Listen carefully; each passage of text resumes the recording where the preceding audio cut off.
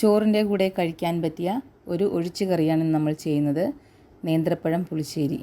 ഇത് എങ്ങനെയാണ് ചെയ്യുന്നതെന്ന് നോക്കാം. ഇത് ചെയ്യുന്നത് മൺചട്ടിയിലാണ്. ചട്ടിയിലേക്ക് ഒരു പഴുത്ത നേന്ത്രപ്പഴമാണ് എടുത്തിരിക്കുന്നത്.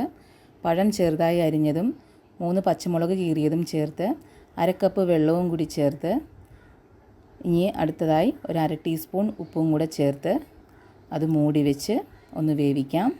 ഇതൊന്ന് വെന്ത് വരുമ്പോൾ ഇതിനായി ഒരു അരപ്പ് റെഡിയാക്കണം. അതിനായി ഒരു ചെറിയ തേങ്ങയുടെ അരമുറി തേങ്ങയും 1/4 ടീസ്പൂൺ മഞ്ഞൾപ്പൊടിയും 1 നുള്ളു ജീരകവും 3 അല്ലി വെളുത്തുള്ളിയും കൂടി മിക്സിയുടെ ജാറിലേക്ക് ഇട്ട് ഇനി അതിലേക്ക് വെള്ളം ഒഴിക്കുന്നില്ല, പകരം തൈരാണ് ഒഴിക്കുന്നത്.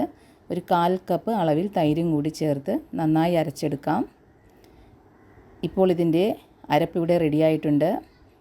ഇപ്പോൾ നമ്മുടെ പഴവും പച്ചമുളകും നല്ലതുപോലെ വെന്ത് വന്നിട്ടുണ്ട്. ഇതിലേക്ക് നമുക്ക് അരച്ച് വെച്ച അരപ്പും കൂടി ചേർക്കാം. അതും ചേർത്ത് കഴിഞ്ഞ് ജാറ് കുറച്ച് വെള്ളം കൂടി ചേർത്ത് ഒന്ന് കഴുകി ആ വെള്ളവും കൂടി ഒന്ന് ഒഴിച്ചു കൊടുക്കാം. തീ സിമ്മിൽ വെക്കണം. കറി തിളച്ചു പോകണ്ട, ഒന്ന് ചൂടായാൽ മതി. ഇനി മറ്റൊരു ചീനച്ചട്ടി വെച്ച് ചൂടാകുമ്പോൾ അതിലേക്ക് 2 ടീസ്പൂൺ എണ്ണ ഒഴിക്കുക. 1/2 ടീസ്പൂൺ ഉലുവയും 1/2 ടീസ്പൂൺ കടുകും ചേർത്ത് അതൊന്ന് പൊട്ടിക്കഴിയുമ്പോൾ 2 ചെറിയ ഉള്ളി ചെറുതായി അരിഞ്ഞതും കൂടി ചേർത്ത് അത് ഒന്ന് മൂത്ത് വരുമ്പോൾ സ്റ്റൗ ഓഫ് ചെയ്ത് ആവശ്യത്തിന് കറിവേപ്പിലയും ഇട്ട് അതും ഒന്ന് മൂത്ത് കഴിയുമ്പോൾ അതിലേക്ക് ഒരു 1/2 ടീസ്പൂൺ മുളക് പൊടിയാണ്, കാശ്മീരി മുളക് പൊടിയാണ് ചേർക്കുന്നത്.